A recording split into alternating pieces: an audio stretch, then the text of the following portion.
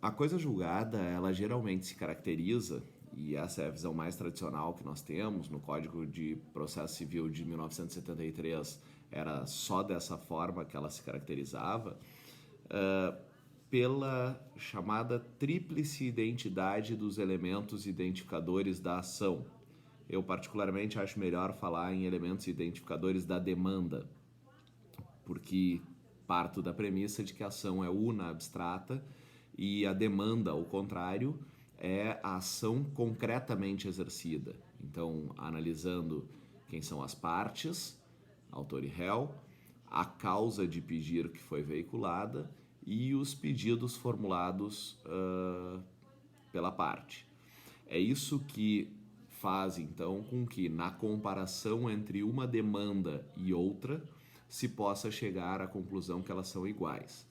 Quando houver essa tríplice identidade, os três elementos identificadores de demandas estiverem presentes e coincidirem numa e noutra demanda, nós vamos dizer que ou existe litispendência, caso uma primeira demanda ainda esteja em tramitação e uma nova tenha sido agora proposta, ou se a primeira já transitou em julgado, nós falamos que a segunda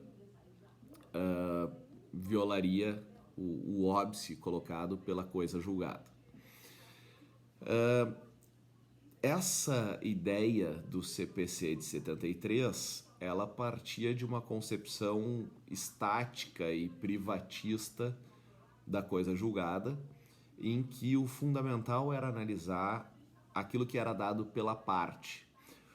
Vendo os termos de uma petição inicial e de outra petição inicial, colocando frente a frente essas duas peças, de um e de outro processo, nós conseguiríamos definir estaticamente, só pela comparação dessas duas petições, se seriam demandas idênticas ou não.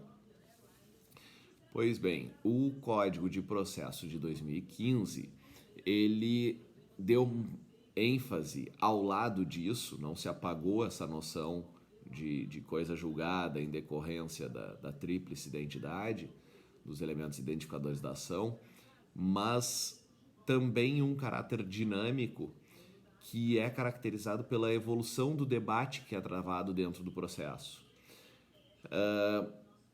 Nessa medida, ganha importância aqui averiguar se há uma identidade das relações jurídicas na comparação que é feita entre o que se debate em um processo e o que se debate em outro.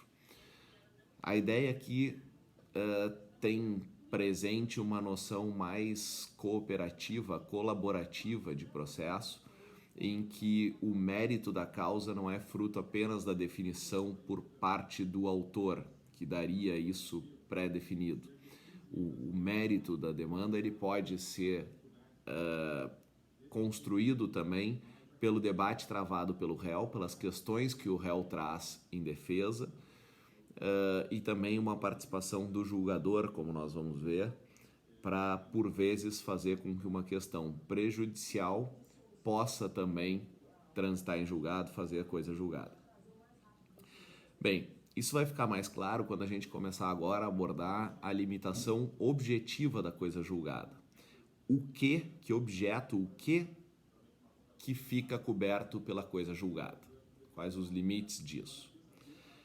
A regra básica, primeira e geral sobre isso é a que está exposta no caput do artigo 503 do CPC, onde está dito que a coisa julgada, que a sentença transitada em julgado tem força de lei nos limites da questão principal expressamente decidida.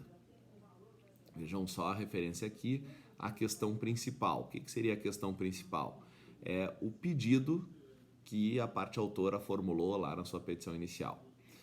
Claro que, tendo em vista também a causa de pedir que foi exposta e entre quem aquele litígio está sendo travado, porque não vai haver coisa julgada para alguém que não participe daquele processo. Fora dos limites objetivos da coisa julgada estão os motivos explicitados pelo julgador em sua decisão e também a verdade dos fatos que foi tomada como razão de decidir.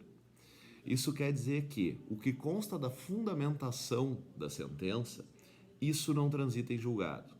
O que transita em julgado é o dispositivo da sentença, o comando final, esse sim fica acobertado por essa garantia constitucional. Supondo uma situação de acidente de trânsito, em que o réu, uma vez recebendo a citação naquela demanda em que é afirmado que ele teria causado um acidente por culpa sua e com isso gerado danos para a parte autora, que essa parte autora quer ser indenizada, esse réu, em defesa, se limita a alegar que a culpa foi do autor porque o autor estava em alta velocidade. Traz só esse argumento defensivo e nenhum outro. Se houver uma decisão judicial entendendo que essa demanda merece ser julgada procedente, não vai haver a possibilidade depois de esse réu propor uma nova ação visando, por exemplo, ver declarada a sua inexistência de responsabilidade em virtude de outro argumento que não foi aqui por ele trazido. Exemplo, se agora ele quiser dizer que não foi pela alta velocidade do autor, mas sim porque o autor estava embriagado, ou porque o autor estava com pneus carecas e por isso não teve tempo de frear no momento adequado e houve a colisão. Diz respeito a isso, portanto, a norma do Código, que estabelece que se reputam como se tivessem sido deduzidas, porém repelidas, todas as alegações que a parte poderia ter feito e não o fez. Isso é a chamada eficácia preclusiva da coisa julgada. Quando eu deixo de trazer uma matéria como fundamento da minha demanda ou da minha defesa, preclui para mim essa oportunidade e, uma vez transitada em julgada a sentença, não terei mais como querer trazer outros argumentos que eu não utilizei lá num primeiro momento. Bem, mas também não se vai poder pegar essa sentença do acidente de trânsito que condenou o réu a efetuar um pagamento de indenização por danos materiais, por exemplo, e utilizar isso como ponto de apoio para uma nova demanda em que aí o autor resolvesse postular danos morais. Claro que na primeira sentença, para que tenha sido julgado procedente aquela demanda, o magistrado teria concluído que ficou caracterizada a responsabilidade do réu, que ele agiu de forma negligente ou imprudente, enfim. Em virtude disso, reconhecendo a sua culpa, o condenou a pagar a indenização por dano material. Na segunda demanda que seja proposta futuramente, depois do trânsito em julgado da primeira, aquela segunda, então, que vai ter por objeto outro pedido, que é o de dano moral, não poderá o autor se valer do decidido no primeiro processo como algo que tenha força de coisa julgada. Todos os fundamentos lá postos na primeira sentença, no sentido de que a responsabilidade seria do réu, de nada valem aqui porque não estão cobertos por essa garantia da coisa julgada. Então, tudo que foi reconhecido pela prova do primeiro processo como verdadeiro pode perfeitamente, no segundo processo, ser reconhecido de forma diferente. E isso fica mais óbvio se nós pensarmos numa situação em que no primeiro processo tem havido, por exemplo, uma revelia do réu, não contestou. Talvez achou que era tão irrelevante, tão pouco expressivo o pedido formulado pelo autor de danos materiais no valor de R$300 de um amassãozinho no carro, que o réu optou por não oferecer defesa, entendeu que o gasto que ele teria com a contratação de advogado seria superior a isso. Então ele opta por não se defender, assume o risco da condenação, a sentença diz que a responsabilidade é dele por se presumir confesso quanto ao que foi articulado na inicial, e ele paga a condenação.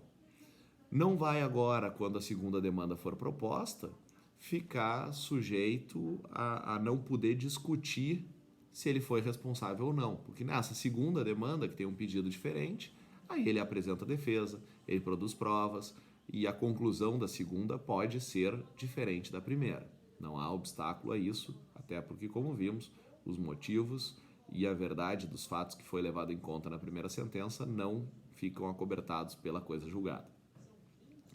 Bem, mas eu dizia então que, segundo o artigo 503, caput, em regra, o que produz coisa julgada, ou o que fica acobertado, é a questão principal que foi trazida pelas partes. Então, o pedido formulado pelo autor, que vai ter que ser enfrentado lá no dispositivo da sentença. Só que o CPC de 2015 admite também, nos seus parágrafos e incisos, que a coisa julgada vai além disso. E aqui que tem importância aquilo que eu falava antes sobre a evolução do debate, a construção do mérito da causa de forma através da cooperação entre os sujeitos do processo.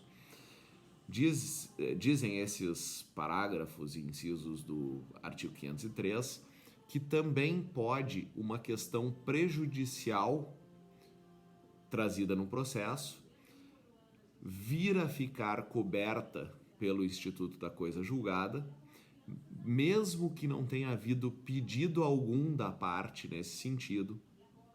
Então, se nós olharmos lá na petição inicial, exemplificativamente de uma ação de alimentos, pode ser que não exista nada lá pedindo que seja reconhecida a filiação do autor frente ao réu.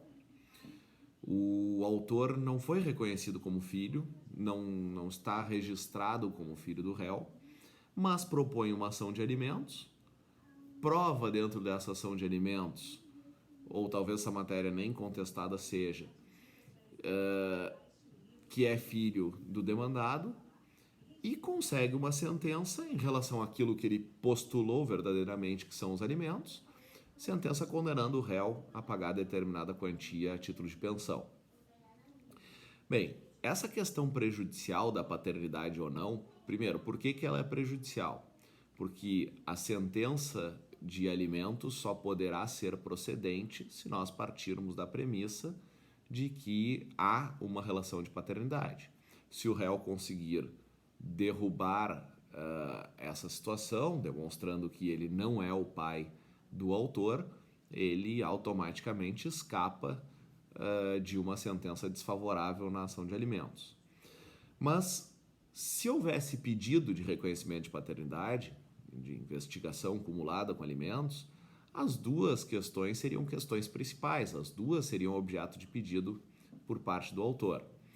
No caso, todavia, de não haver pedido de investigação de paternidade e só de alimentos, em princípio, especialmente se a gente ficasse com aquela concepção do Código Antigo, essa matéria não ficaria acobertada. O Código de 2015, porém, admite que isso fique coberto pela coisa julgada desde que atendidos vários requisitos cumulativamente. O primeiro deles é que a questão seja expressa e incidentemente decidida no processo. Então, tem que haver decisão expressa sobre o tema, aqui no caso, sobre essa paternidade, e essa questão tem que ser decidida de forma incidental, dentro desse processo que está em andamento. Outro requisito para que essa questão prejudicial, uma vez decidida, produza os efeitos da coisa julgada, é que o julgamento do mérito da demanda que foi proposta efetivamente dependa da resolução da questão prejudicial. Não se possa chegar ao julgamento da demanda posta pelo autor sem que a questão prejudicial seja enfrentada. Tem que ser imprescindível essa análise. Além disso, é obrigatório para que a questão prejudicial decidida forme coisa julgada que tenha havido prévio contraditório e um efetivo contraditório. O que excluiria a caracterização disso?